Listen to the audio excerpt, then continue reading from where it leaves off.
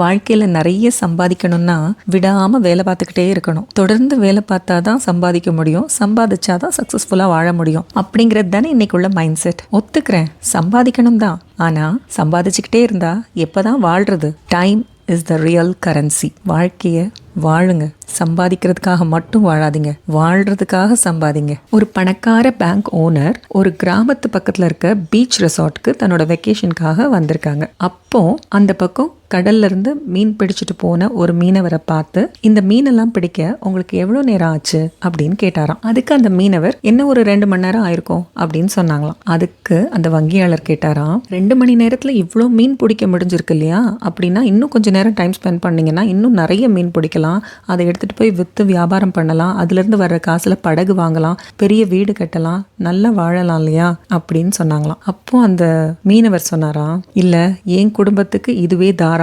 போதும், இதை முடிச்சுட்டு போயிட்டேன்னா நான் கொஞ்ச நேரம் என் பிள்ளைங்களோட விளையாண்டு சந்தோஷமா இருக்க எனக்கு சரியா இருக்கும் அப்படின்னு சொன்னாராம். அதுக்கு வங்கியாளர் கேட்டாராம், நிறைய பணம் சம்பாதிச்சா இன்னும் நல்லா வாழலாம் இல்லையா அப்படின்னு கேட்டதுக்கு, இப்ப மட்டும் நான் என்ன பண்ணிட்டு இருக்கேன், நான் நல்லா தான் வாழ்ந்துட்டு இருக்கேன் அப்படின்னு சொல்லிட்டு அந்த இடத்த விட்டு கிளம்பிட்டாராம். பா, எவ்வளோ பெரிய விஷயத்த எவ்வளோ அசால்ட்டாக சொல்லிட்டு போயிட்டாங்க பார்த்தீங்களா? பணத்தை தொலைச்சா சம்பாதிச்சுக்கலாங்க, நேரத்தை தொலைச்சா, வயசை தொலைச்சா திரும்ப எடுத்துட்டு வாங்க முடியும்.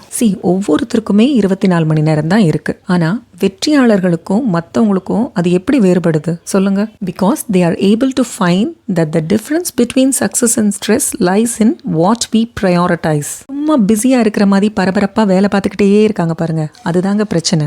எந்த விஷயம் முக்கியம் தெரிஞ்சுக்கிட்டு அதுக்கு முன்னுரிமை கொடுத்து திறம்பட அதுக்கு வேலை பார்த்தாலே போதும். மீதி இருக்கிற நேரத்தை உங்களுக்காகவும் உங்க குடும்பத்துக்காகவும் உங்களை ஆஸ்வாசப்படுத்திக்கிறதுக்காகவும் நீங்க பயன்படுத்திக்கலாம். எப்பவுமே வேலை பார்த்துக்கிட்டு இருந்தாதான் சம்பாதிக்க முடியும், சக்சஸ் ஆக முடியும்லாம் கிடையாது. சிம்பிளா ஒரு உதாரணம் சொல்லவா? ஒரு ஸ்டூடெண்ட் இருக்கான்னு வச்சுக்கோங்க. தினம் நடத்துற பாடத்தை தினம் வீட்டுக்கு வந்து படிச்சு எழுதி பார்த்து நல்ல விதமா புரிஞ்சுக்கிறான்னு வச்சுக்கோங்க. இதே மாதிரி எல்லா நாளும் அன்னன்னைக்கு பாடத்தை அன்னன்னைக்கு படிச்சு முடிச்சிடறான். எக்ஸாம்க்கு முன்னாடி நிதானமா எல்லாத்தையும் ஒரு தடவை ரிவைஸ் பண்ணிட்டு அழகா போய் பரீட்சை எழுதிட்டு வந்துடுறான். அதுவே இன்னொரு பையன் 1 வருஷம் படிக்காத அந்த பாடத்தை எக்ஸாம்க்கு ஒரு நாளைக்கு முன்னாடி உட்காந்து 5 மணி நேரம் 6 மணி நேரம்னு மாங்குன்னு படிச்சு மனப்பாடம் பண்ணி போய் பரீட்சை எழுதிட்டு வரான். ஒருவேளை 2 பேருமே சொல்லி வச்ச மாதிரி நல்ல மார்க் எடுத்தே பாஸ் பண்றாங்கன்னு வச்சுக்கோங்க. சப்ஜெக்ட் நாலேஜ் யார்கிட்ட இருக்கும்னு எதிர்பார்க்குறீங்க? 2ஆவதா எழுதினவனுக்கு டெம்பரவரி சக்சஸ் தான், அதுவே நிதானமா படிச்சு எழுதினவனுக்கு தான் நிரந்தர சக்சஸ். ஆமா தானே? ஸோ எப்பவுமே நேரம்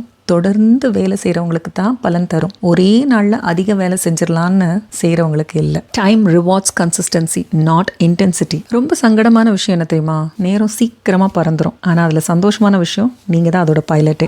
S, you are the pilot.